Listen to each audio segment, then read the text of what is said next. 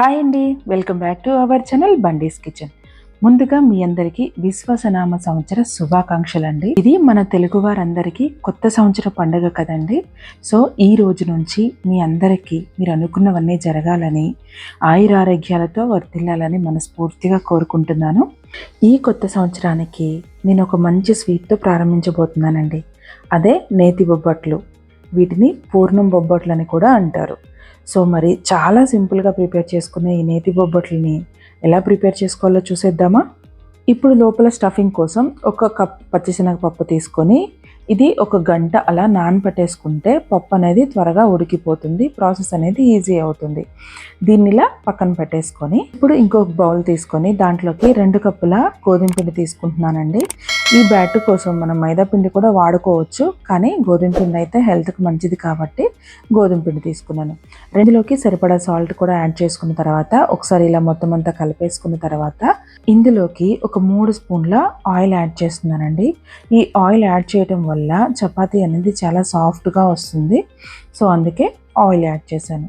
ఈ ఆయిల్ కూడా మొత్తం పిండికంతా పట్టేలాగా ఇలా కలిపేసుకోవాలి. చూస్తున్నారు కదా, ఆయిల్ అంతా ఇలా పిండికి పట్టేసిన తర్వాత ఇందులోకి కొంచెం కొంచెం వాటర్ యాడ్ చేసుకుంటూ చపాతీ పిండి ఎలా కలుపుకుంటామో అలా కలిపేసుకోవాలి. మనం చపాతీకి కొంచెం గట్టిగా కలుపుకుంటాం కదండి, ఈ బొబ్బట్లకి మనం ఇంకొంచెం సాఫ్ట్గా కలుపుకోవాలి. ఇలా కొంచెం కొంచెం వాటర్ యాడ్ చేసుకుంటూ చపాతీ పిండిని చాలా సాఫ్ట్గా కలుపుకోవాలి. ఇలా ఎంతసేపు మిక్స్ చేస్తే అంత సాఫ్ట్గా వస్తుంది చపాతీ. మొత్తం అంతా ఇలా చపాతీ పిండిలా కలిపేసుకున్న తర్వాత దీనిపైన ఒక 2 టేబుల్ స్పూన్ల ఆయిల్ యాడ్ చేసి చపాతీ పిండి మొత్తం ఇలా ఆయిల్తో ఒకసారి మిక్స్ చేసుకుంటే ఆ సాఫ్ట్నెస్ అనేది ఇంకా ఎక్కువ అవుతుంది. సో ఇదంతా ఇలా కలిపేసుకున్న తర్వాత ఒక హాఫ్ అన్ అవర్ దీన్ని నాననిద్దాం అలా. సో ఇప్పుడు మనం ముందుగా నానబెట్టుకున్న పచ్చిశనగపప్పు ఉంది కదండి, సో దాన్ని వాటర్తో సహా ఇలా కుక్కర్లోకి యాడ్ చేసుకున్న తర్వాత ఇది మూత పెట్టేసుకొని విజిల్ పెట్టేసి ఒక 5-6 విజిల్స్ వచ్చేంత వరకు మీడియం ఫ్లేమ్లో కుక్ చేసుకుంటే మంచిగా మెత్తగా ఉడికిపోతుంది. వీడియోలో చూపిస్తున్నట్లుగా 5-6 విజిల్స్ తర్వాత ఇలా మూత తీసి చూసానండి. చూస్తున్నారు కదా, చాలా సాఫ్ట్గా మొత్తం అంతా మెత్తగా ఉడికిపోయింది. ఇలా మన దగ్గర స్మాషర్ ఉన్నా లేదా పప్పు గుత్తి ఉంటుంది కదా, సో దాంతో ఇలా మొత్తం అంతా స్మాష్ చేసుకొని దీన్ని మళ్ళీ స్టవ్ మీద పెట్టుకొని ఇలా ఉడుకు పట్టిన తర్వాత ఇందులోకి 1 కప్ బెల్లం తురుమును యాడ్ చేస్తున్నానండి. సో ఈ బెల్లం తురుము మొత్తం అంతా కరిగిపోయి ఈ పప్పు అంతా మొత్తం దగ్గర పడేంత వరకు ఇలా కుక్ చేసుకుంటూనే ఉండాలి.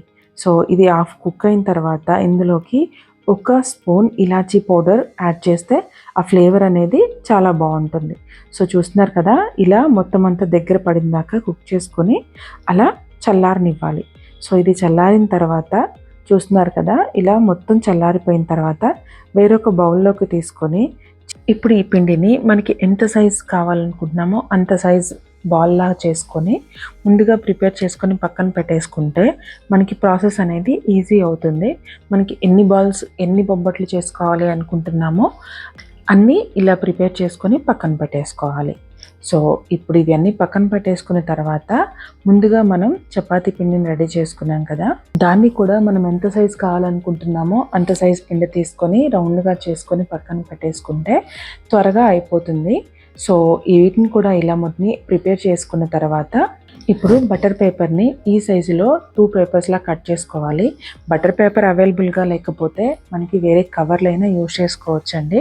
సో ఇలా బటర్ పేపర్ మీద ఆయిల్ని మొత్తం అంతా ఇలా అప్లై చేసుకున్న తర్వాత చపాతీ పిండిని తీసుకొని ఇలా చేత్తో ఇలా ప్రెస్ చేసుకుంటే ఒక చిన్న చపాతీలా చేసుకొని ముందుగా ప్రిపేర్ చేసుకున్న స్వీట్ బాల్ని ఇందులో యాడ్ చేసి మొత్తం అంతా ఇలా కవర్ చేస్తూ ఆ పిండిని ప్రెస్ చేయాలి. సో దీన్ని ఇప్పుడు మళ్ళీ బాల్ లాగా ప్రిపేర్ చేసుకొని ఇలా పేపర్ మీద పెట్టేసి లైట్గా ఇలా ప్రెస్ చేసిన తర్వాత దానిపైన ఇంకొక పేపర్ని యాడ్ చేసి ఇలా చేత్తోనే స్మూత్గా ప్రెస్ చేసుకుంటూ ఉండాలండి. లేదు మన దగ్గర చపాతీ కర్ర ఉంది దాంతో రోల్ చేసుకోవచ్చు అనుకుంటే దాంతో కూడా రోల్ చేసుకోవచ్చు, కానీ చాలా కేర్ఫుల్గా చేసుకోవాలి. ఇది మనం చపాతీ అయితే ఎలా చేసుకున్నా పర్లేదు, కానీ ఇందులో మనకి స్టఫింగ్ ఉంటుంది కాబట్టి మంచిగా స్టఫింగ్ అనేది బయటికి రాకుండా మంచిగా ఇలా రౌండ్గా షేప్ చేసుకోవాలి. సో ఇలా చేత్తో ప్రెస్ చేసుకున్న తర్వాత దీన్ని చూపిస్తున్నాను కదా, ఇలా ఆ బ్యాటర్ అనేది బయటికి రాకుండా ఇలా బ్రష్ చేసుకోవాలి. అలాగే 1 బై 1 ఇలా చేస్తూ ఉండాలి. సో మనకి చేత్తో చేయడం కష్టంగా ఉంటుంది అనుకున్నప్పుడు మన దగ్గర పూరీ కర్ర ఉంటుంది కదండి, దాంతో కూడా మీకు చేసి చూపిస్తున్నాను. ఎంత చిన్నగా రోల్ చేసుకుంటే బ్యాటర్ అనేది బయటికి రాకుండా చాలా స్మూత్గా వస్తుంది. చూస్తున్నారు కదా. సో ఇలా చిన్నగా రోల్ చేసుకుంటూ చపాతీని స్ప్రెడ్ చేసుకోవాలి. చూస్తున్నారు కదా, ఆ స్టఫింగ్ అనేది బయటికి రాకుండా ఇలా ఎడ్జెస్ని చేతితో కవర్ చేసుకుంటూ అలా పక్కన పెట్టేసుకోవాలి. ఇలా చపాతీ కర్ర అవైలబుల్గా లేనప్పుడు కూడా ఇలా స్టీల్ లోటాలు ఉంటాయి కదండి, వాటిని కింద ఫ్లాట్గా ఉన్న లోటాన్ని తీసుకొని మనం దాని మీద ప్రెస్ చేసుకుంటూ రౌండ్గా ఇలా ప్రెస్ చేస్తూ ఉంటే చాలా అంటే చాలా రౌండ్గా వస్తాయండి. మా చిన్నప్పుడు అలా లోటాలతో మేము అరిసె చెక్కలు లేనప్పుడు లోటాతోనే అరిసెలు చేసేవాళ్ళము. చిన్నప్పుడు జ్ఞాపకాలు గుర్తొస్తున్నాయి ఇప్పుడు ఈ బొబ్బట్లు చేస్తుంటే. సో ఇవన్నీ ఇలా చేసుకున్న తర్వాత పెనం పెట్టుకొని దాని మీద నెయ్యిని ఇలా స్ప్రెడ్ చేసుకుంటూ దానిపైన మనం ముందుగా ప్రిపేర్ చేసుకున్న బొబ్బట్ని ఇలా వేసేసుకొని మీడియం ఫ్లేమ్లోకి టర్న్ చేసుకొని ఇలా పైన నెయ్యి అప్లై చేసుకుంటూ రెండు వైపులు మంచిగా కుక్ అయ్యేంత వరకు అటు ఇటు తిప్పుకుంటూ బొబ్బట్ని మంచిగా కాల్చుకోవాలి. పాన్కి మళ్ళీ ఇలా నెయ్యి అప్లై చేసుకుంటూ 1 బై 1 అన్నీ కాల్చుకోవాలి. నెయ్యితోనే కాల్చుకుంటేనే టేస్ట్ అనేది బాగుంటుంది. సో ఇలా మొత్తం అన్నీ కాల్చుకున్న తర్వాత వీటిని సర్వ్ చేసుకోవటమే.